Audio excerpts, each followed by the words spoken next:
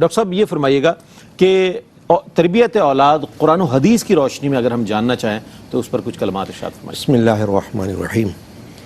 جیسا کہ حضرت مفتی صاحب نے ارشاد فرمایا، اسی طرح ہم قرآن مجید، فرقان حمید اور احادیث مبارکہ کی طرف اگر نظر ڈالیں تو دونوں میں ہمیں تربیت اولاد کے حوالے سے اشارے ملتے ہیں۔ ایک ہے تعلیم، ایک ہے تربیت۔ بالکل۔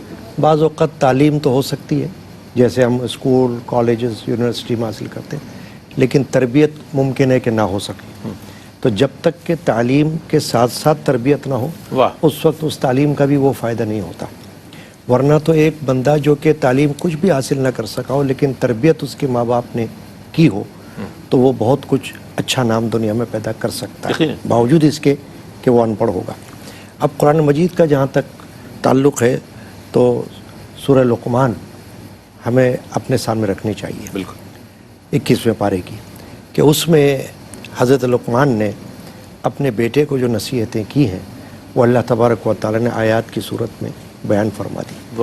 ایک تو یہ کہ شرک نہ کرنا، ظاہر ہے کہ توحید اسلام کا بنیادی عقیدہ ہے، بے شک اور خالص توحید بھی اسلام ہی کا حصہ ہے، ٹھیک ہے۔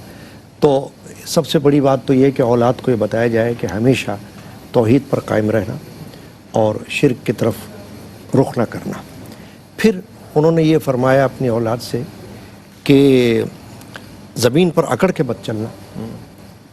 اب ہوتا یوں ہے کہ انسان کے پاس کچھ دولت آ جائے، مال آ جائے یا کوئی اقتدار آ جائے، منصب آ جائے، تو وہ یہ سمجھتا ہے کہ میرے جیسا کوئی اور ہے ہی نہیں۔ جی مگر انہوں نے نصیحت کی کہ زمین پر اکڑ کے مت چلنا، اللہ کو ایسے لوگ پسند نہیں ہیں۔ پھر یا بنی اقم الصلاۃ، یہ ایک بہت بڑی تعلیم ہے، بہت بڑی۔ دین اسلام میں فرائض عبادات میں سے نماز جو ہے وہ ایک ایسی نعمت ہے کہ جو روزانہ فرض کی گئی ہے، فرض عین ہے۔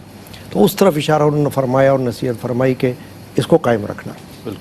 اس طریقے سے جو حضرت لقمان نے اپنے صاحبزادے فرزند کو جو نصیحتیں کی ہیں وہ ہمارے لیے قابل غور ہے۔ پھر ایک بات اور ہے، آپ دیکھیے کہ حضرت ابراہیم علیہ السلام نے واقعہ قربانی کا موجود ہے کہ اس وقت جب خواب دیکھا تو حضرت اسماعیل سے کیا پوچھا تھا، اور مسئلہ کیا تھا کہ جان جانے والی تھی، کیونکہ انہوں نے فرمایا تھا کہ میں نے خواب میں یہ دیکھا ہے، انی ارا فی المنام انی اذبحک، کہ میں تجھے ذبح کر رہا ہوں۔ یہ تو سن کر ہی کوئی لرز جائے اور حامی نہ بھرے، لیکن آپ دیکھیے قرآن مجید کیا بتاتا ہے کہ انہوں نے کہا کہ افعل ما تؤمر، اے میرے باپ آپ کو جو حکم دیا ہے آپ وہ کیجئے۔ تو یہ تربیت ہی تو تھی، ذبیح اللہ کا لقب بھی مل گیا، یہ تربیت تھی۔ انہوں نے کہا کہ انشاءاللہ آپ مجھے صابر پائیں گے۔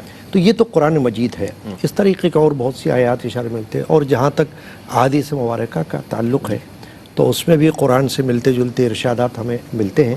خود نبی اکرم صلی اللہ علیہ وآلہ وسلم نے حدیث پاک میں فرمایا، ایک بہت اچھی حدیث میں جب کالج میں پڑھا رہا تھا تو وہ حدیث سامنے آئی، نصاب میں موجود ہے، کہ ایک شخص نے سرکار دو عالم صلی اللہ علیہ وسلم کی خدمت میں حاضر ہو کے عرض کیا کہ میرا بیٹا مجھے مال نہیں دیتا اور میں تنگ دست ہوں۔ تو نبی پاک صلی اللہ علیہ وسلم نے اس کے بیٹے کو بلوایا اور بلا کر ایک بڑا اچھا جملہ فرمایا کہ تو اور تیرا مال تیرے باپ کا ہے۔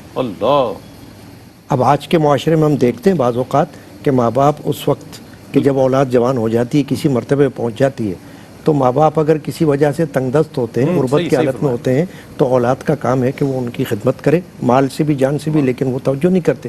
تو نبی اکرم علیہ السلام نے اس بیٹے سے یہ فرمایا کہ تو اور تیرا مال بھی تیرے باپ کا ہے۔ کیا کہنا ہے ڈاکٹر صاحب؟ اس کی خدمت کرو۔ تو اس طریقے سے ہمیں احادیث شریفہ میں اور بہت سی مثالیں مل جاتی ہیں جس سے کہ معلوم ہوتا ہے کہ تربیت کرنا چاہیے، اور خصوصاً لڑکیوں کے حوالے سے نبی اکرم علیہ السلام نے فرمایا کہ بچیوں کی تربیت نگہداشت کرنے والا میرے ساتھ قیامت میں ایسا ہوگا، آپ نے انگلیوں سے اشارہ فرمایا کہ وہ میرے ساتھ جنت میں ملا ہوا ہوگا۔ سبحان اللہ، کیا کہنا ہے ڈاکٹر صاحب نے بہت مختصر اور جامع الفاظ میں قرآن و حدیث کی روشنی میں جو احکامات ہیں ان میں سے چند گوشے آپ تک پہنچائے۔